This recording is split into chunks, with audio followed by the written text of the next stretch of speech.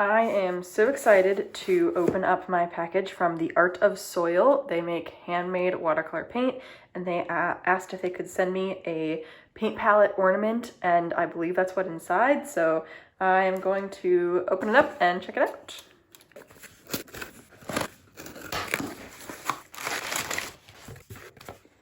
Okay, super cute already. Super excited to dig in to what's inside.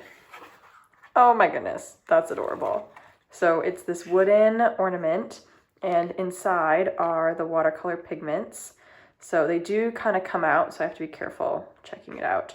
But it does come with a chart of which color is which, and it looks like I can go to their website to look and see which colors are in which spots. Granted, they did kind of fall out and move around a little bit in packaging, so I'll probably just swatch them anyways, because it's a fun way to learn about the colors. But super cool, and it came with a little tag for to and from, so I could use it and give it away as a gift to somebody, and they could literally hang it on their tree, which is super fun. So very excited to give this a try. Let's go ahead and paint with it. Okay, so I think what I'm going to do first is just literally kind of put each color around like a border as a fun way to see what the colors are, and then maybe paint a little landscape or something with it. So I'm going to get a little water on my brush and wake up each color and just see what it looks like, fairly watered down. This one kind of reminds me of like a burnt sienna color. It's a nice warm brown tone, so that's cool. I'm just gonna go around the circle. This one I'm guessing is much more of a raw sienna, much more yellow tone, so that's beautiful. I mean, it makes sense there's gonna be a lot of gorgeous natural colors since this is soil-based pigments. This one I'm guessing is more of a reddish orange. Yeah, it's a little bit more red than that first one. Probably could work as like an orange red. It's not actually super neutralized. It's a little bit more vibrant, so that could be nice to use. And then we'll see this one next to it. Visually looks similar, but let's see how it actually looks. Okay. Much more of a brown. It's kind of in between these two. More of a brown, but still a red brown. I've got a nice dark, I think I'm gonna love this brown. I love a good neutral, middle of the road brown. Yep, I really like that. It's a good neutral tone. It's not too warm, it's not too cool. A really nice, truly neutral brown. This one I'm guessing is a much more red. Oh, that's a nice chocolatey red. Interesting. Oh, this is just gorgeous. Honestly, these colors together would make anything beautiful. Love it. All right, let's try this guy. This reminds me of like a mauve purpley color, but it's still kind of a brown. Interesting. I don't know what this is. This is almost like fairly close to my skin tone. It doesn't look like that when it's in the pod form, but that's a really nice kind of peachy mauve for light skin. I don't do a lot of people or portraits, but that's really what it makes me think of. All right, this one looks like a more darker brown. Oh, this is interesting. It is. It's more like a purpley brown color. That's fun. I wonder, this I would probably use like mountains. This reminds me of like distant mountains. If you know color theory, purples can make colors look like they're further away, cool colors specifically. So having a nice purpley brown is perfect for mountains far away. This one also might be kind of purpley. Ooh. Okay, so you might have heard with watercolor paint, you're not supposed to use blacks. This, if you really wanted to not use black, this is gorgeous. This like purple, I'm gonna say mauve again, but it's much darker. It's more of like a violet, but still brown tone, still kind of neutral and really dark. Like that would be, I would see that in a painting and think black, even though right here I'm looking at it and it's purple, it would read as black with other colors. So that's super cool. This one is obviously going to be blue. I'm excited to see. Oh, it's very bright. What I've noticed so far is a lot of them are very neutral, and this one is much brighter. Feels like a more like normal, what I would buy out of a tube, like a cobalt. And yet it's still muted. I love how muted these colors are. I tend to end up muting all of my own colors, and I don't need to. These are just already the most beautiful tone for a realistic landscape, which I love. Okay, we got first of greens. Oh, this is nice. It's kind of a medium, a little bit cooler, but honestly fairly in the middle. Not really super teal and also not like a yellow green. It's like a nice middle of the ground green, so I love that. Let's check this one next to it. So we've got two greens side by side. This one feels like it will be even more muted. Oops, too much water. All right, oh, I'm really not, this one is harder to wake up.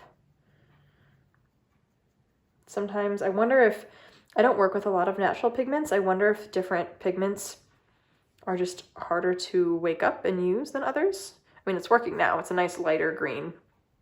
It's not quite the yellow green, but it's what I would probably use. It's like, I usually use a sap green, and this is probably similar to that if I were to use this color palette for painting this kind of sap green color.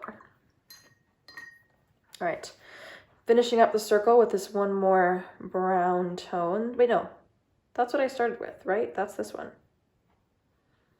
Yes, it just already dried.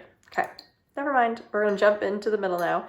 I'm gonna go to this like gray, beautiful tone.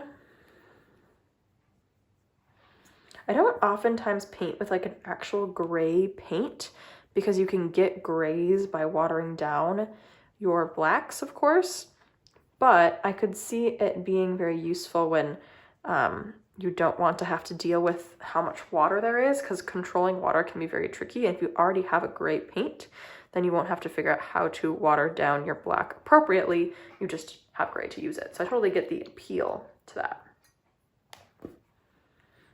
Let's go this guy. He's kind of a nice like taupe brown. He seems to be a much more lighter.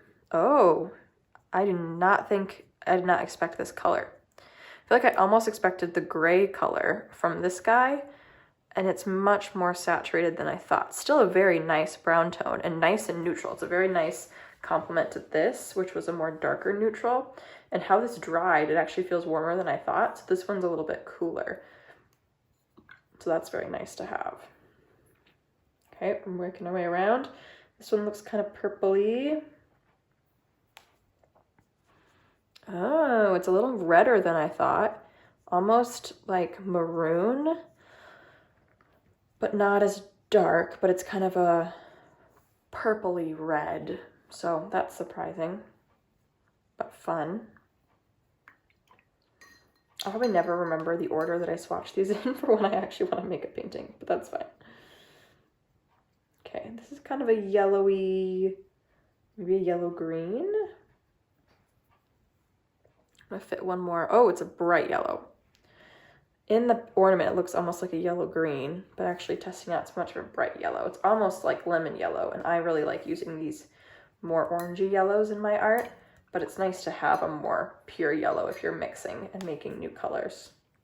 All right, we're gonna jump to the middle and do this kind of black, dark color. Oh, wow, oh no, it's just loose. Okay. Ooh, that's a nice dark black. Yeah, I'm totally all for using black in your watercolor. I'm not one of the people that says you cannot use black. I don't know why. I mean, I get why that's a thing, but since I love using pen with my art, I love those thick black lines. And then, yeah, that's just, I like having black in my art because it creates contrast, and I love contrast. Okay, this is nice, kind of that more medium gray. We had a light gray, here's the medium, and then I just did the black all the way dark. So I'm gonna go, I don't use white all that often because usually it's basically gouache, which is fine. I love gouache, but I don't know. It doesn't seem to, I think of white as a cover up, and it never actually covers anything up. So I don't use it because I feel like it won't go the way I think it will.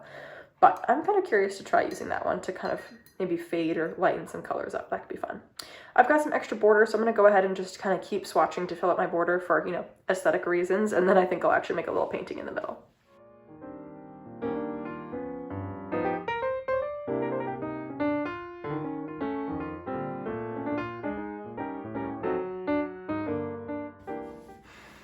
Okay, now I've got all my colors swatched. I think I'm gonna have fun and just paint a little landscape in the middle for fun, just to test out the colors.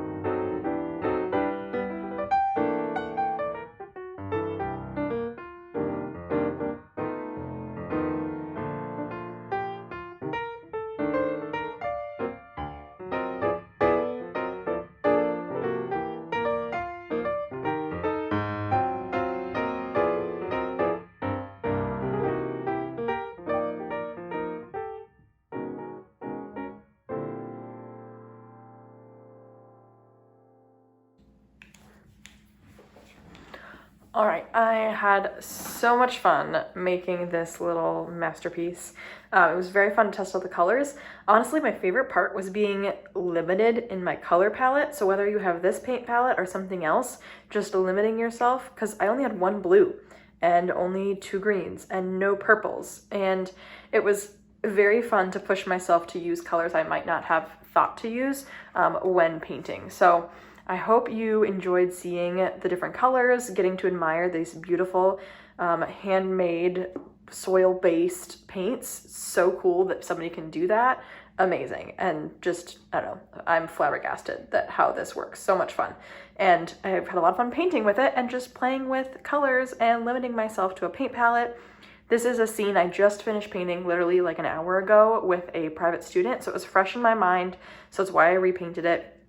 It's really great to, practice things over and over again so that you can get better and more familiar with the different lines and spots and why you paint it. So thank you for watching this. I hope it was helpful to you. Make sure to subscribe if you want more things like this video. Share it with friends if you're looking for creative holiday, birthday gifts, anything gifts. Check out The Art of Soil and all their amazing paint products. So thank you for following along.